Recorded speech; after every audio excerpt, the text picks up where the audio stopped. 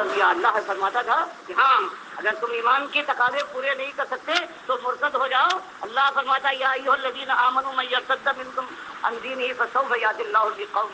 فرمایا اگر تم نے ایمان کے تقاضے پورے کرنے, طاغوت کو للکارنے اور باطل کے خلاف جان لگانے کا بوتا نہیں ہے, تم ٹھنڈی ٹھنڈی چھاؤں میں چلنا چاہتے ہو, تو سب سے اچھی بات یہ ہے کہ ارتداد کا اعلان کر دو, کہہ دو کہ ہم ایماندار نہیں ہیں, ہم نہیں مانتے.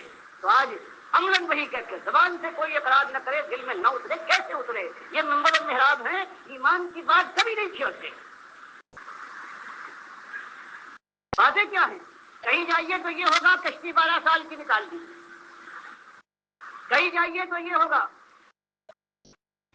کہ ریفرنڈم اور یامین بھی جائے,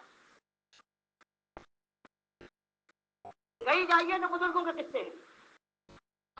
پوچھو پہلی چیز جس کے لیے اللہ نے بنایا کائنات کو, اور بنانے کے بعد انسان کو بھیج کر اس آزمائش میں ڈالا ہے, اور مالک فرماتا ہے کہ ہمیشہ جو کبھی گزرا ہے اس نے آ کر یہی بات اٹھائی ہے, وَمَا أَرْسَلْنَا مِن قَبْلِكَ مِن رَّسُولٍ إِلَّا نُوحِي إِلَيْهِ أَنَّهُ لَا إِلَٰهَ إِلَّا أَنَا فَاعْبُدُونِ. فرمایا کہ سارے رسول جو ہم نے بھیجے بغیر کسی ایک استثناء کے ایک ہی مسئلہ ایمان کا انہوں نے ہمیشہ اٹھایا ہے, اور پورا قرآن بیان کرتا ہے جو آیا ہے اس نے یہی بات اٹھائی ہے کہ یا قومی عبدوا اللہ ما لکم من الہ غیرہ. اور آج یہ مسئلہ دنیا میں اٹھتا ہے. اس ذلت کے بعد جس کے لیے مالک نے فرمایا ہے اگر ایمان میں خرابی کے ساتھ میرے پاس آ گئے تو جانتے ہو کیا ہوگا؟ ظالم میرا حق تم نے مارا ہے, انا اعتدنا للظالمین نارا احاط بهم سرادقها. پھر اب یہ حال ہوگا کہ نمازیوں بڑی نمازیں پڑھی ہیں, تہجد گزار بھی تھے, حاجی کہلاتے تھے, لیکن ایمان کی اس خرابی کے ساتھ آئے ہو تو ظالم میرا حق چاہے تم نے ایک حق مارا ہو یا آدھا, تو یاد رکھو ایسی تمہارے لیے میں نے آپ کی چادریں قناتیں تیار کر رکھی ہیں کہ چاروں طرف سے گھیر لیں. وہی یستغیثوا, اور جب کلیجہ پھک جائے گا تو یہ چیخیں گے, فریاد کریں گے, استغاثہ ان کا ہوگا. فریاد رسی کے لیے اللہ فرماتا ہے یغاثو, ہم ان کی فریاد رسی کریں گے, لیکن کس طرح سے؟ یغاثو بماء کالمہل, ایسا پانی ہم ان کو پلائیں گے جب چیخیں گے. یہ ظالم مشرک اور کافر, ایمان کے ساتھ دغا کرنے والے دنیا دار, ایمان کی بات کو دبا جانے والے, فضائل کا ذکر کرنے والے, نمازیں ان سے پڑھوانے والے جن کے لیے اللہ فرماتا ہے ان پر نماز فرض نہیں, ان الصلاۃ کانت علی المؤمنین کتابا موقوتا. مالک فرماتا ہے ہم نے نماز ہر ایک پر فرض نہیں کی ہے, ہم نے تو صرف اس ایماندار کے اوپر جس کے ایمان میں کوئی خلل نہیں ہے, بالکل خالص ہے, اس کے لیے 5 وقت کی نماز فرض کی. یا ایھا الذین آمنوا کتب علیکم الصیام, اے ایمانداروں سچے تم پر روزہ فرض کیا ہے, ہم نے ہر ایک کو مکلف نہیں بنایا ہے. ان کے لیے تو دوسرے جو ہیں ان کے لیے جہنم کی آگ ہے. تو فرمایا کہ ایسی آگ, ایسی قناتیں ہیں کہ گھیر لیں گی, اور جب فریاد کبھی کرے گا یہ پانی پلاؤ تو مالک فرماتا ہے پانی پلایا جائے گا, لیکن کیسا؟ کالمہل. عبداللہ ابن مسعود رضی اللہ تعالیٰ عنہ کہتے ہیں مہل کے معنی یہ ہے کہ ایک تانبے کی دھات کو لو, گرم کرو آگ کے اوپر, اور اس کے بعد اتنی گرم ہونے کے بعد وہ جب پگھل جائے اور ابلنے لگے, یہ ہے مہل. سمجھ لو ایسا مہل ہوگا, اور ایسا پانی دیا جائے گا رقیق, اور جب قریب پہنچے گا یشوی الوجوہ, چہروں کو بھون ڈالے گا. یہ سے شراب بسات مت. تو لوگوں کیسا برا مشروب ہے یہ, کیسی بری مہمان والی, اور اس کے مقابلے میں ایماندار جھوپڑی سے نکلنے والا ہے. رب اشرف اکبر مدفون بالابواب لو اقسم علی اللہ لا برا. بخاری مسلم کی حدیث میں یہ ایسا ہے میرا مخلص بندہ, اشفا بال پریشان, دن رات کی محنت مزدوری ہے, کی تنگی ہے, اب بڑا بدن عطا ہوا ہے درد و غبار سے. مدفون بالابواب, ایسے دروازوں پر جہاں دربان ہوتے ہیں پہنچ کر داخلہ چاہے تو دھکا دے کر اسے واپس بھیج دیا جائے, اور لیکن وہ مجھے اتنا محبوب ہے. لو اقسم اللہ, اگر اللہ کو کوئی قسم دلا دے, لا برا, تو اللہ اس کی قسم کی لاش رکھے گا, اس کو حاصل نہ کرے گا. تو یہ دونوں چیزیں آپ نے دیکھی, دونوں انجام ہیں. یہ امت ہے عاملۃ الناصبہ. کتنے اس کے اندر کیا ہے؟ اس کا ایک حصہ ہو, 1% ہو جو بہرحال نماز پڑھتا ہے, روزے رکھتا ہے, پھر پابندیاں ہے, لیکن حالت کیا ہے؟ اللہ فرماتا عاملۃ الناصبہ, तस्ला नार साथिया, अमल भी करेंगे, थक भी जाएंगे, लेकिन उसके बाद जहन्नम की शोलम में रखेंगे। ईमान की ऐसी बात है। अब ये बात जब सामने आ जाए तो उसके बाद सवाल होता है करना क्या है। तो वही कुरान की हिदायत है और सुन्नत की रहनुमाई है। मुनीब गदी रजी अल्लाह तआला अन्हु बयान फरमाते हैं, बुखारी तारीख कबीर में लाए हैं कि अपनी जाहिलियत के जमाने में मक्के पहुंचा हूं, देखा कि एक साहब हैं, वो ये कह रहे हैं कुलू ला इलाहा इल्लल्लाह तुफ्लिहू, कि लोगों इस बात का इकरार कर लो कि तुम्हारा इलाह, तुम्हारा मालिक, तुम्हारा आका, तुम्हारा परवरदिगार, तुम्हारा मुश्किल कुशा, तुम्हारा तस्वीर इलाह। अभी अरब जानने वाले थे इलाह के मानी क्या है। वो किला है, किला है, और ये लात और बरात और इब्राहिम और इस्माइल अलैहिस्सलाम हैं, इनके बस में कुछ नहीं। फरमाया ये मैंने सुना, उसके बाद ताज्जुब कि देखा मैंने कुछ लोग हैं कि जमीन से खाक उठाकर उन पर फेंक रहे हैं कारत के साथ,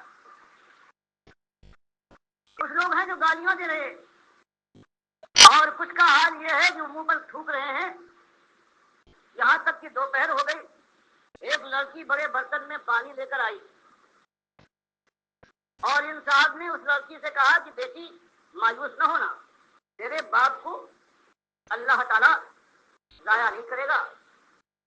कहते मुझे सख्त ताज्जुब हुआ, मैंने पूछा कि ये साहब कौन है जिनके साथ उनकी कौम ये सलूक करती है इस बात के ऊपर कि कुलू ला इलाहा इल्लल्लाह तुफ्लिहू, कि ला इलाहा इल्लल्लाह मानकर उस पर जम जाओ, फलाह और कामरानी तुम्हारे सर पर छाया करेगी। ये हमारे खुद कौम की बहुत ही मौजूद जवान थे, आंखों पर हम दिखाते थे, लेकिन उन्होंने एक नया मसला उठाया, बाप दादा के दीन को ऐप लगाया, हमारी जमीयत को मुंतशिर कर डाला है। आग लगा दी है इन्होंने घर घर के अंदर, भाई भाई से, बहन बहन से, बाप बेटे से नाला हो गया, वो उसको नाखून से लग डाला है। और इसी एक बात से कहते फिर मैंने पूछा ये लड़की कौन थी, लोगों ने बताया ये इनकी बेटी ज़ैनब है, ये इस गंदगी को साफ करने के लिए आई थी। तो मेरे भाइयों और सुनने वालों, मामला यह है, उम्मत पर वही बीत रही है, वही अजाब है, उसी अजाब की तरफ मालिक सदियों से लिए जा रहा है जो बनु इसराइल पर आया था, यकायक आया था, 2 सदियों के 3 सदियों के बाद खत्म हो गया, लेकिन इसका अजाब है न खत्म होने वाला। और वहां भी मालिक फरमाता वही कि तुमने मिन दूनी औलिया बनाया बनु इसराइल के लोगों, तो मैंने तुम्हारे साथ ये सलूक किया है। और आज इस उम्मत ने जब अल्लाह के साथ उसको साथ दूसरे शरीक ठहराए हैं, अपने कारसाज, अपने मुश्किल कुशा, अपने तस्वीर, अपने दादा, अपने बंदा परवर बंदा बनाए, तब अल्लाह ने इस उम्मत के साथ बीमारी एक कौम में यही एक बीमारी हुआ करती है और इलाज भी एक, ये जहर का एक ही तरीका है।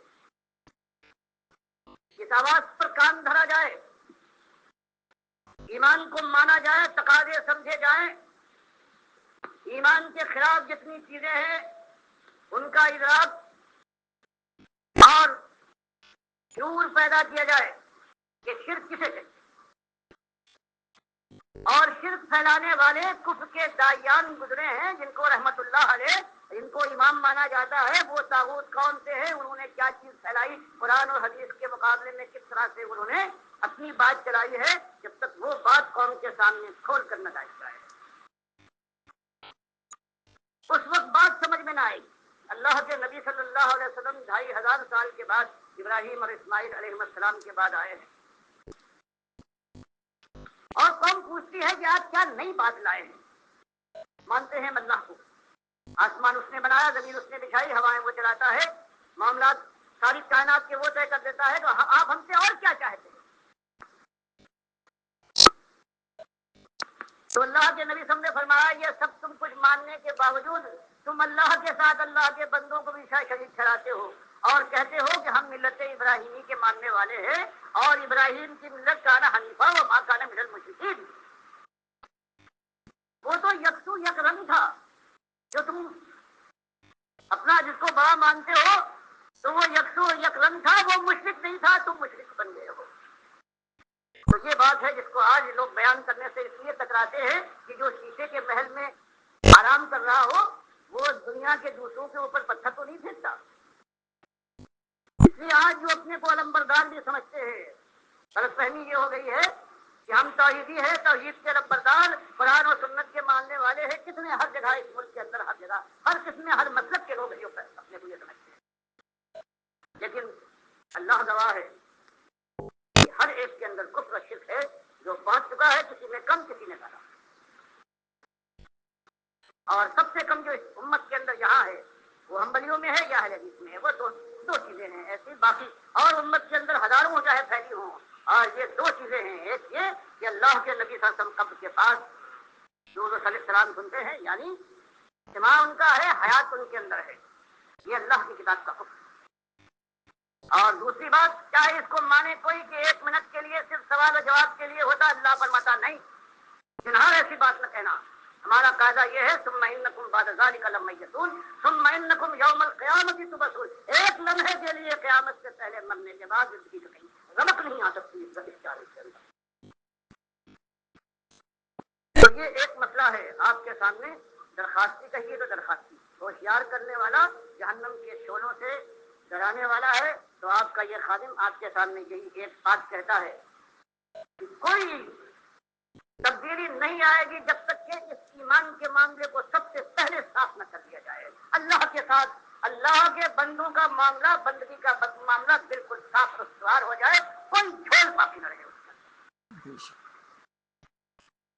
اور اس کے لیے یہی رسوا ہے کہ بات جو اٹھے گھروں میں نہیں، چھپ کر نہیں، اپنی گھروں میں بھی ہو، مسجدوں میں بھی ہو، اور کارگاہوں میں بھی ہو، شاہراہوں میں بھی ہو، گلیوں اور کوچوں میں بھی ہو، چھتوں پر، مدرسوں میں بھی ہو، عدالتوں اور سارے مقامات پر جہاں اللہ کا بندہ کوئی ملتا ہے، اس کے سامنے ایک ہی بات کہ موت آنکھیں دکھا رہی ہے. ہر قدم جو ہر آگے بڑھ رہا ہے، ہر سانس جو آ رہی ہے، یہ موت کے قریب کرتی جا رہی ہے.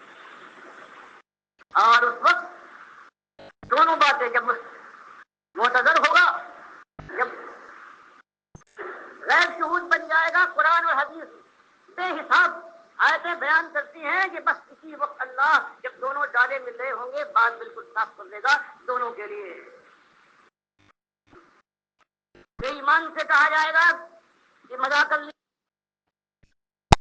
یہ آواز ہے ڈاکٹر مسعود الدین عثمانی رحمۃ اللہ علیہ کی، اور جھنجھوڑ رہے ہیں امت مسلموں کو کہ کوئی خیر تمہارے اندر نہیں آ سکتی، کوئی تبدیلی نہیں آ سکتی جب تک تم ایمان کو بالکل خالص نہ کرو اور کوئی جول باقی نہ رہے.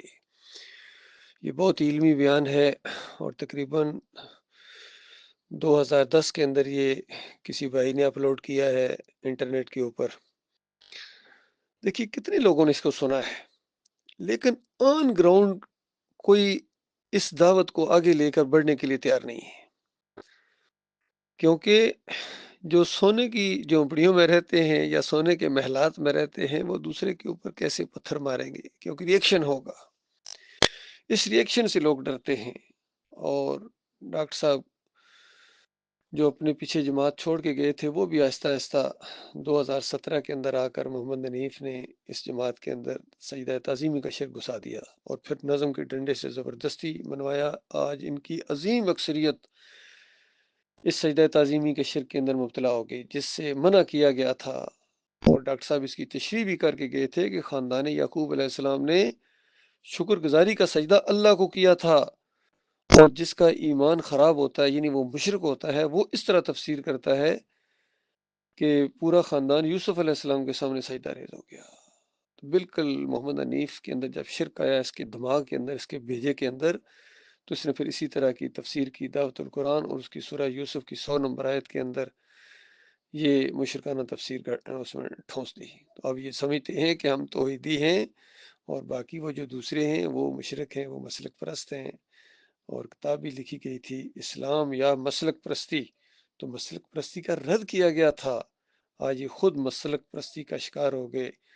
یہ سارے اس کے اندر بہ گئے، خلیل الرحمن ہوں یا منور سلطان ہوں یا عبداللہ عمر درانی ہوں، اور جتنے بھی ان کے ہیں سارے کفر شرک کے اندر پھر بیٹھ گئے.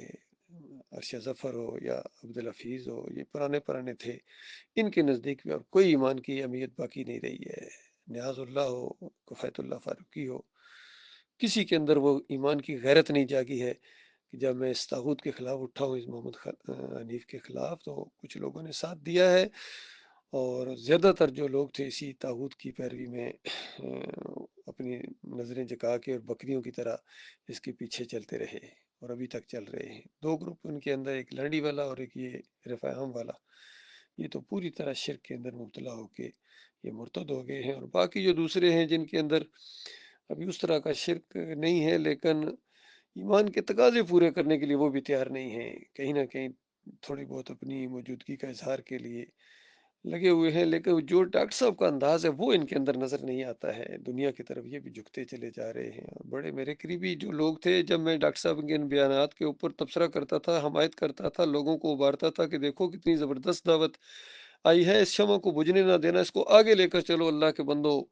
تو ہمارے اپنے قریبی کتنے ان کو کہتے تھے اس طرح تبصرہ نہ کیا کرو، اس طرح تبصرہ۔ میں حیران ہو گیا کہ یہ ڈاکٹر عثمانی رحمۃ اللہ علیہ کے ساتھی ہونے اور پھر میرے ساتھی ہونے کا دعویٰ کرنے والے اس طریقے سے ان کو برا لگے، تو یہ کیسے ایمان کے تقاضے پورے کریں گے آگے جا کے؟